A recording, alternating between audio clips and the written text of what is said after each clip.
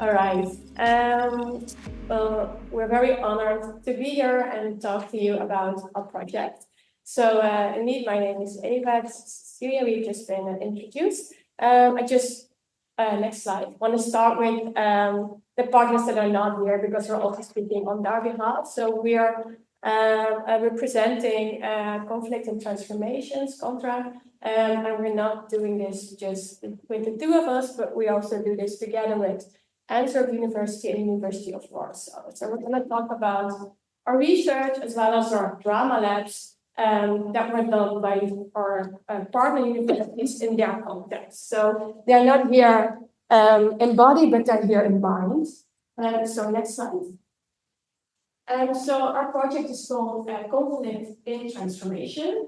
And we start from the observation, that's what the project leads from, the observation that Western democracies are increasingly struggling with conflict and polarization, evidenced by the unrest protests, but think also of the Extinction Rebellion protests that we've seen all over Western Europe and that governments are struggling with. And all of that conflict and polarization is happening at the backdrop of a world where the consequences of climate change are becoming increasingly dire. So not only do we know a lot more about climate change, we're also seeing its effects and we're feeling its effects. So that brings an obvious tension, is our argument, because at the very time you could argue that we need public governance to deal with the environmental crisis. We're living in a time where the structures and institutions of our democracies are becoming increasingly contested and also increasingly mistrusted. What we observe at the start of our project is that the standard response to contestation in the past has always been to seek collaboration with different partners through participative procedures. But we also know from research that the very focus on collaboration often comes with a focus on harmony and consensus. And that focus on harmony and consensus can alienate citizens because they feel that they can only be constructive in those settings and otherwise are simply not welcome. So often these participative procedures also produce a lot of alienation, especially from citizens who are usually not part of governance procedures. So instead of focusing on collaboration, CONTRA tries to focus on conflict and on dealing better with conflict.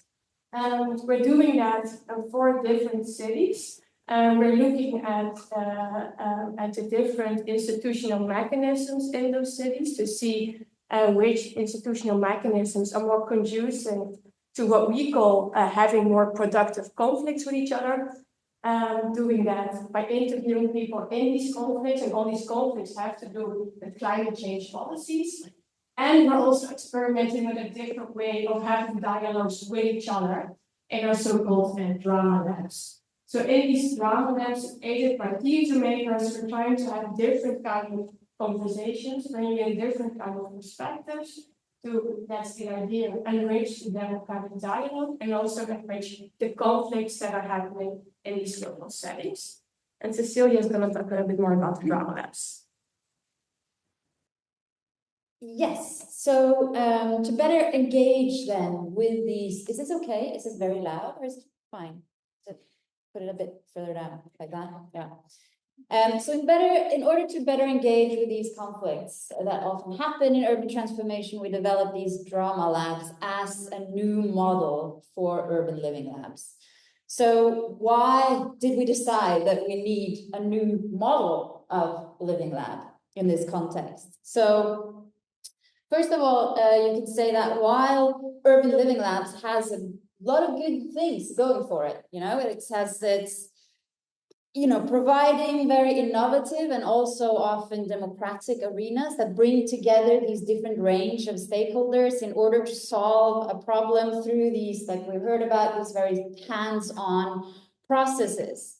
But at the same time, we were also aware that there's also a lot of critiques surfacing on this urban living labs or this living labs idea. And These critiques include, firstly, so how urban living labs risk falling kind of short of addressing these very complex issues that often is at stake in urban transformations, because they, as Eva was talking about, focus a lot on collaboration and consensus. And so there's not really room, or they often sometimes neglect these very different interests and maybe tensions that actually exist between the different stakeholders.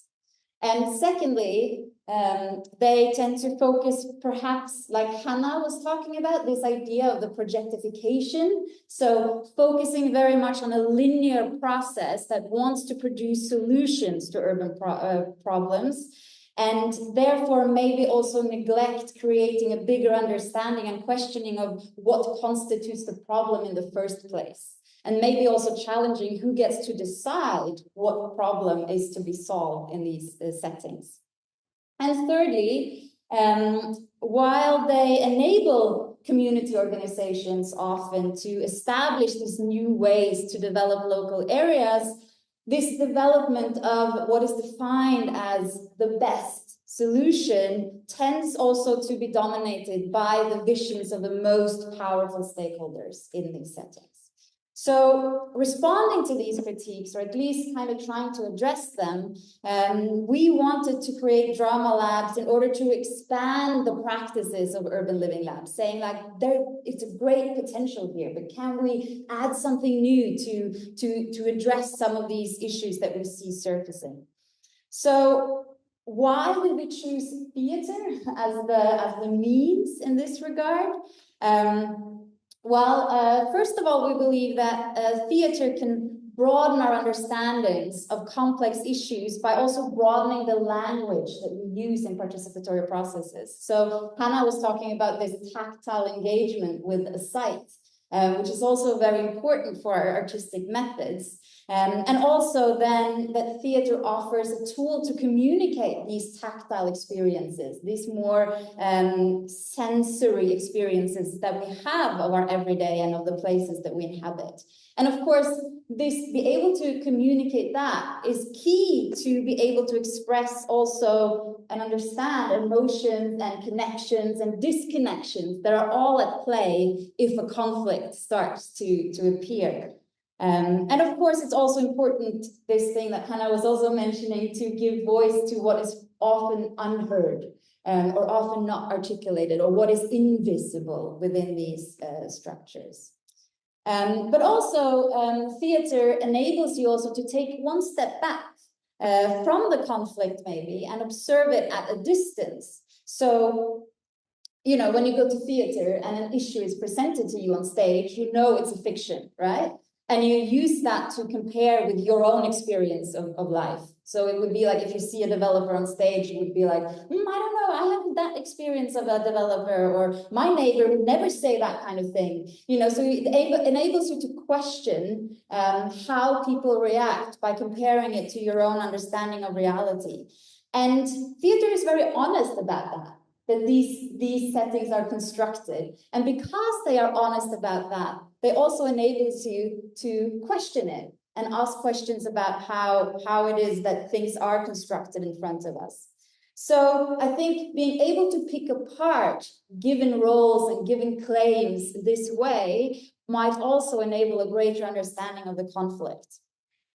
So I think maybe then what we see in Living Lab is that maybe there's a bigger problem of being able to deconstruct the different constructions that are at play. Because often living labs are portrayed as these very neutral arenas, right? Where everyone can just come together in a neutral space. But at the same time, we know that there is no such thing as a neutral arena. It will always be colored by the interest of someone. And so I think in urban living labs, then, this framing of certain stakeholders or the framing of the interest, that goes unnoticed. And so we wanted to create a space in which the framing of issues become more present so that we can pick that apart. And this, again, enables us perhaps to see the conflict from a different perspective, which is also what Hannah was talking about in her presentation. So before we're going to give you the example of these 4 living labs, I just want to say, so what do we believe is like the main kind of potential of this approach? And to explain that, I want to talk about the difference between a puzzle and a mosaic. So if you can think about urban living labs as this more solution-oriented and linear approach, it's more like a puzzle. So in the puzzle, the pieces can be moved around, but they only fit in one way. There is a pre-given image that they need to fit into. While in the mosaic, the pieces they fit together in all kinds of ways, and you can move them around as you like to, but not even without moving them around, you can see different shapes taking part all the time. So rather than one predetermined way of giving shape to the pieces in the mosaic, they can all the time make new patterns. So in turn, I think this might open up for a more participatory and inclusive form of politics in which more voices can be heard and more alternatives can be explored. And this is what we believe that the drama labs can do. So to tell you a little bit about how we did this, you want to start with your city? Yes.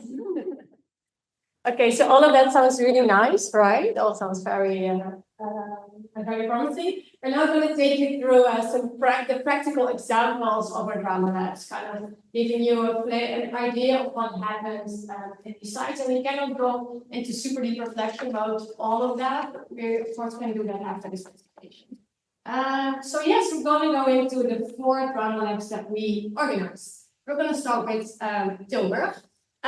So in Tilburg, the conflict that we studied was about an area at the border of the city, enclosed by the highway on one side, kind of the city sees it as an empty space, and bordered on the other side by a marginalized neighborhood.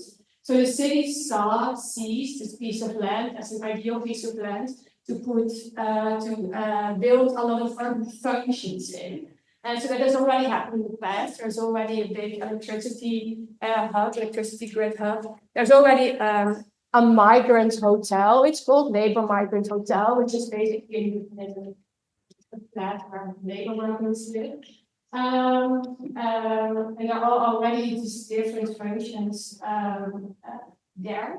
And the city now has an agenda to make the city more climate resilient. And it sees this piece of land as a good piece of land to put even more functions in. So it wants to build a really big water storage facility there.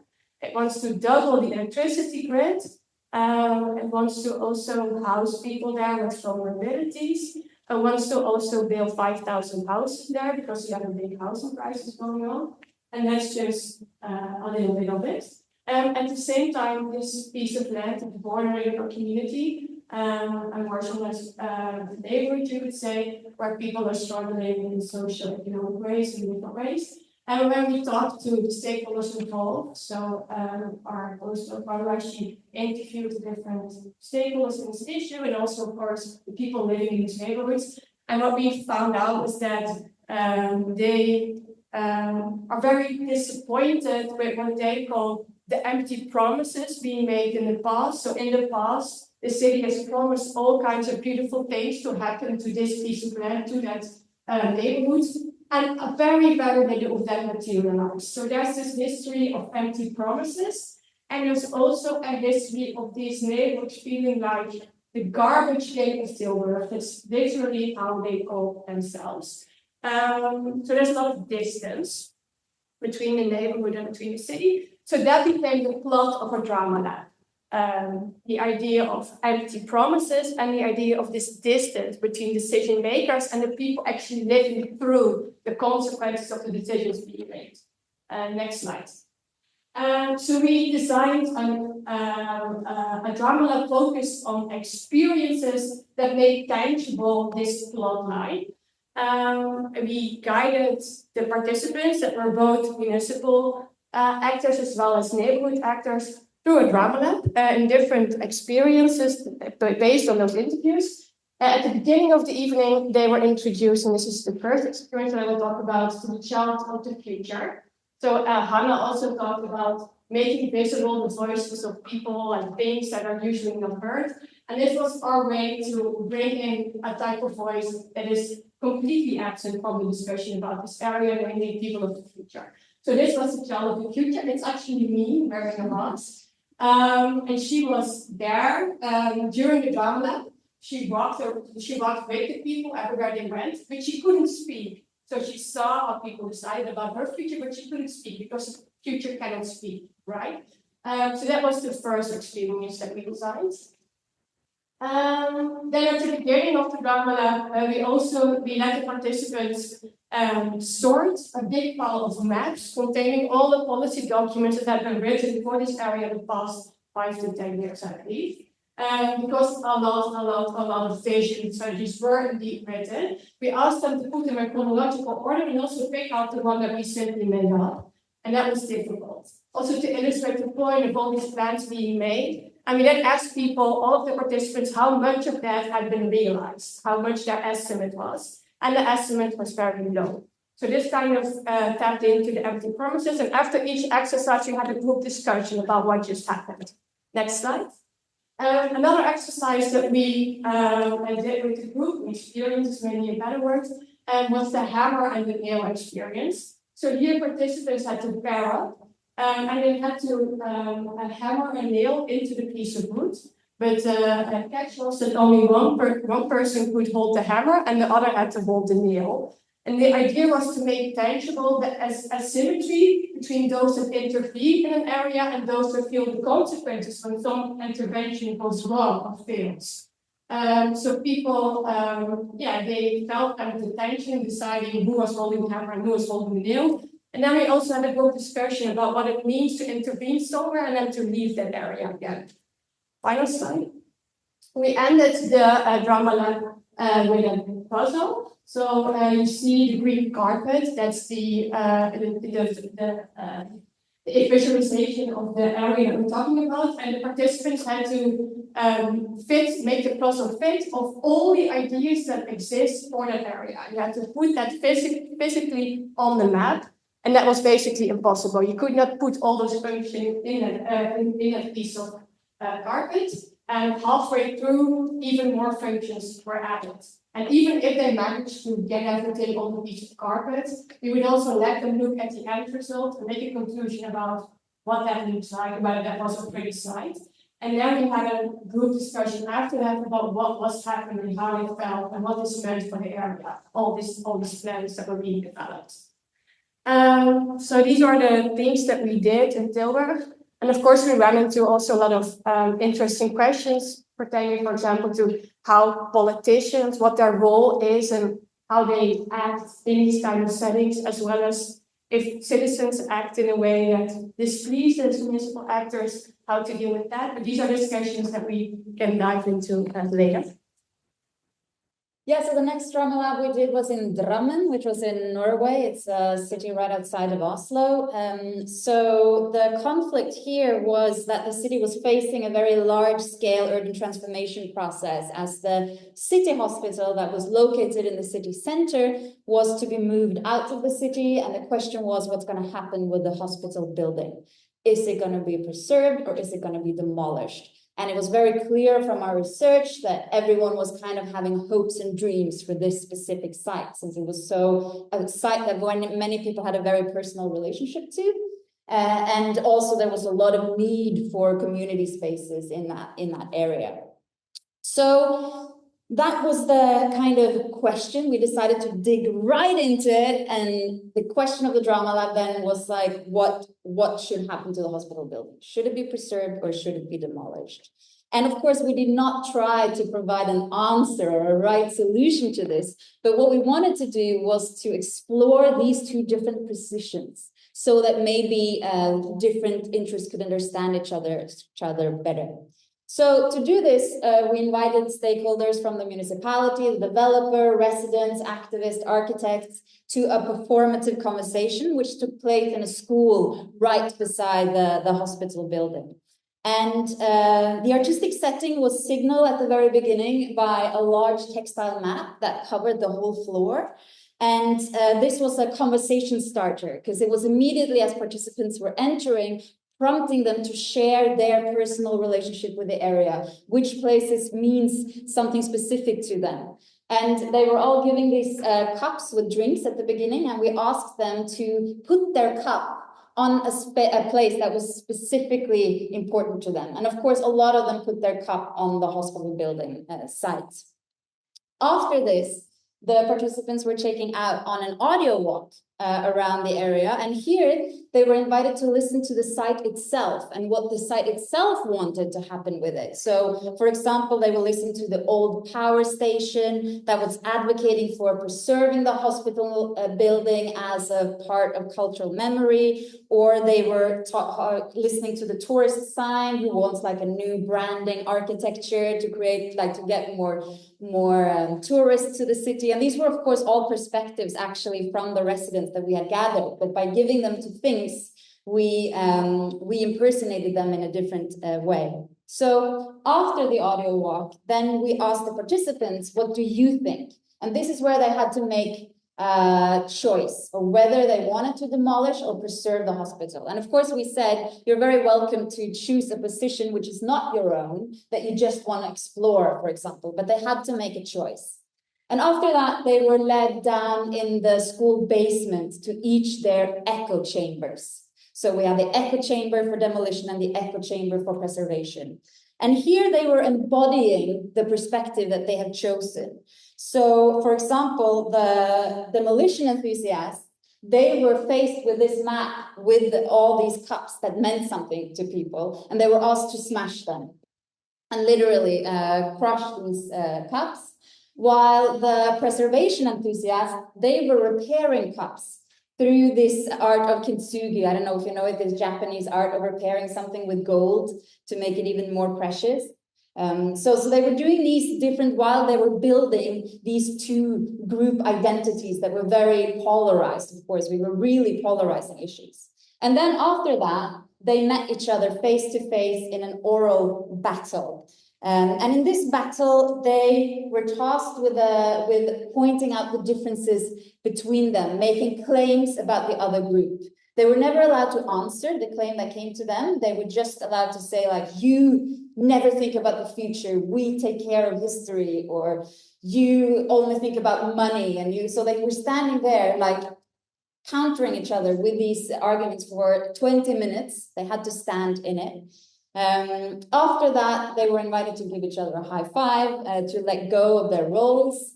And then they met in a reflection circle where they sat with their backs toward each other, which was a very important way of reflecting, where they couldn't see each other, where they were invited to reflect on the experience from their own perspective, not in their roles as preservation or demolition enthusiasts.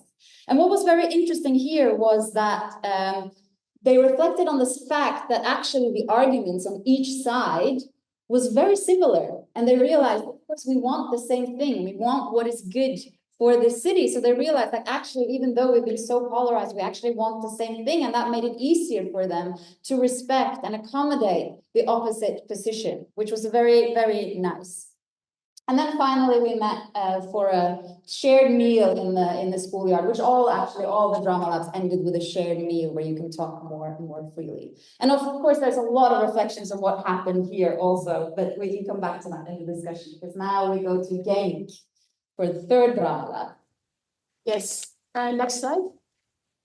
So in Genk, the conflict was about what was going to happen with the so-called Steamer Valley. This is a valley area in Genk. It has a lot of history. Genk is an old mining city, but it also faces, there's a creek running through it, and it faces a lot of problems in terms of water retention. There are a lot of floods when there's heavy rains, and these floods are, of course, becoming increasingly dire as a result of climate change and heavier rains. When the area floods, it also means that sewage water floods. So practically that means that the areas, for example, covered in toilet paper, which is not very attractive.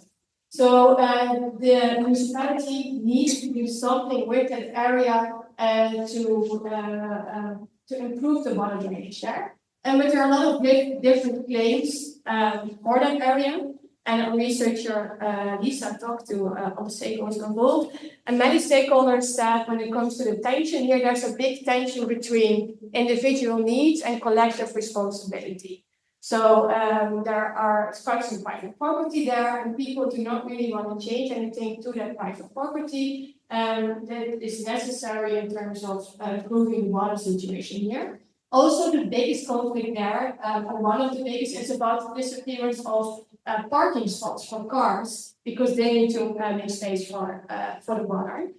So they decided to focus the drama lab on the dichotomy between individual needs and collective responsibility and making tangible the connections between those both sides. Next slide.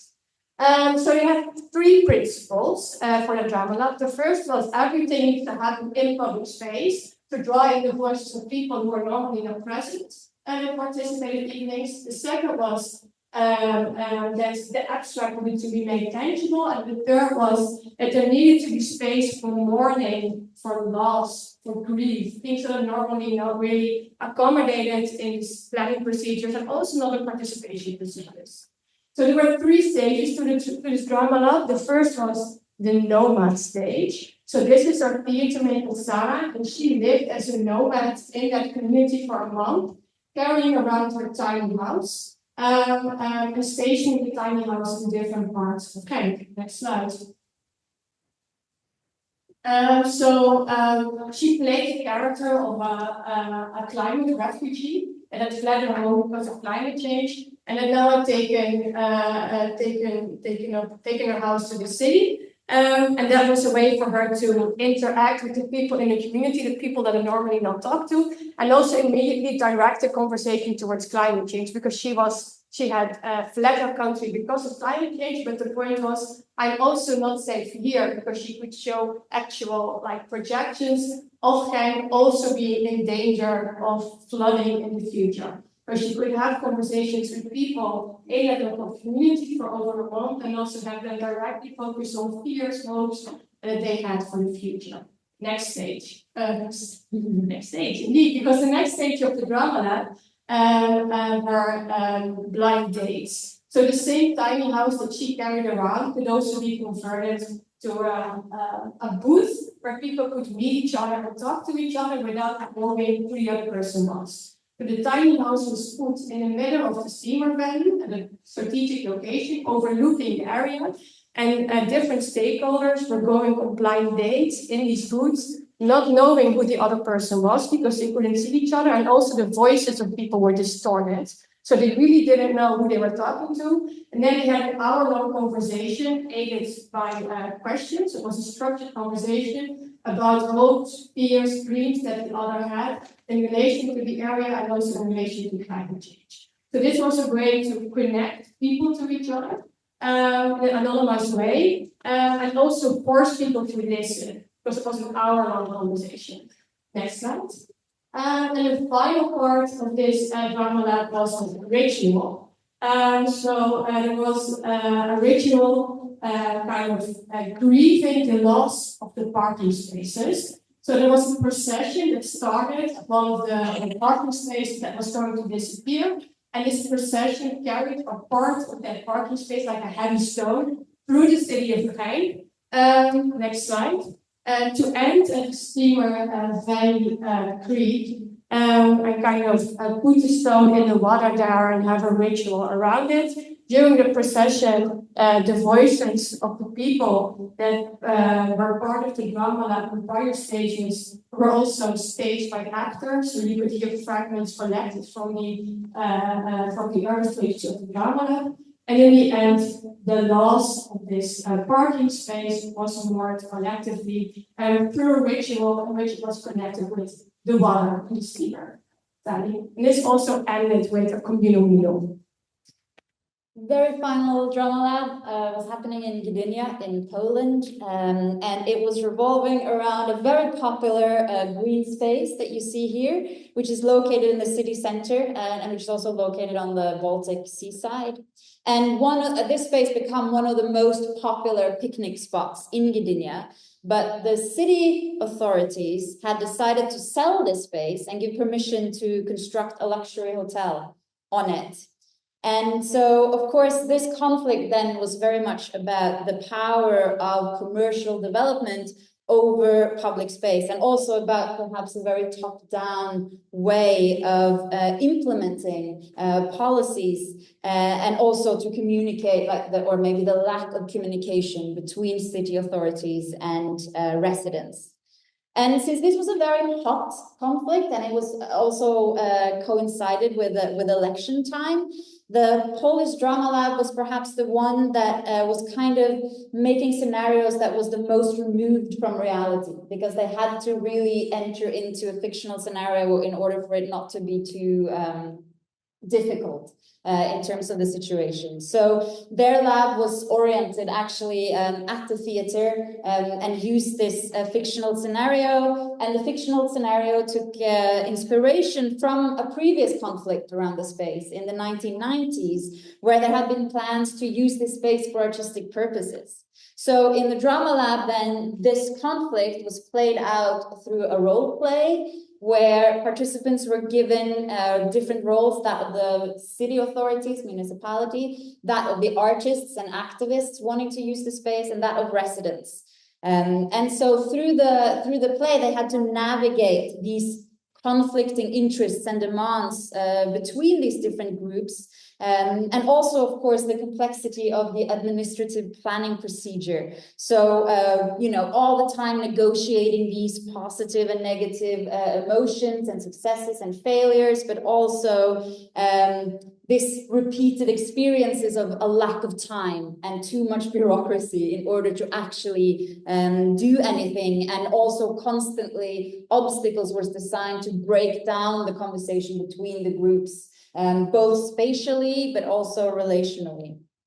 And the play ended with a major election debate, in which participants for each group could compete about getting the mayoral position. And so then it ended with an election of the next mayor of Gdynia.